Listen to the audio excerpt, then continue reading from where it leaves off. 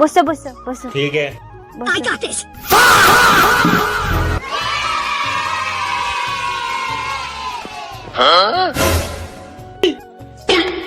কি বটে স্যার?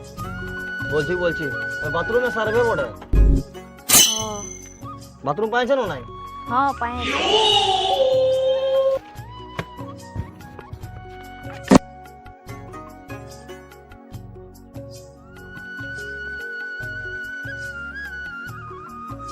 ও পার্বতী পরামানিকের নামে পাইছো নাকি? হ্যাঁ ঠিক আছে, তোমার আধার কার্ডটা আর রেশন কার্ডটা বাইরে তো। আনি। লাও লাও লাও, চলো বাথরুমটা দেখাবে চলো। আসো আসো আসো আসো। এই नो नो नो नो। এটা তোমরা কি করছো? এটাই তো স্যার, দারুণ মজা, এটাই দারুণ সুবিধা। বাথরুম তোমরা পায়খানার জন্য পেশাব করার জন্য দিয়েছে, আর তোমরা বাথরুমে রান্না করছো।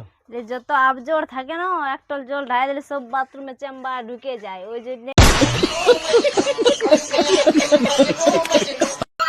হাই বন্ধুরা, আজকে তোমাদের আমি কিছু সমাজের বার্তা দিলাম। যেমন মানুষ এরকমভাবে বাথরুমের জন্য সরকার দিয়েছে, পেশাব করার জন্য দিয়েছে, তা না ব্যবহার করে মানুষ কি করছে, রান্না করছে। রান্না করে কি করছে, সেখানে কাঠ কয়লা সব কিছু রেখে দিচ্ছে। এটা করা মোটে উচিত নয়।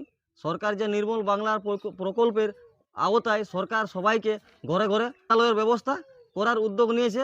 মানুষ একে অপরের সম্পর্কে থেকে সমাজমূলক বার্তাটি ছড়িয়ে দাও, যাতে পরবর্তীকালে মানুষ এরকমভাবে কোনো কিছু উদ্যোগ না নেয়, যাতে মানুষ ভালোভাবে বুঝতে পারে। তার জন্য এই ভিডিওটি করার উদ্দেশ্য।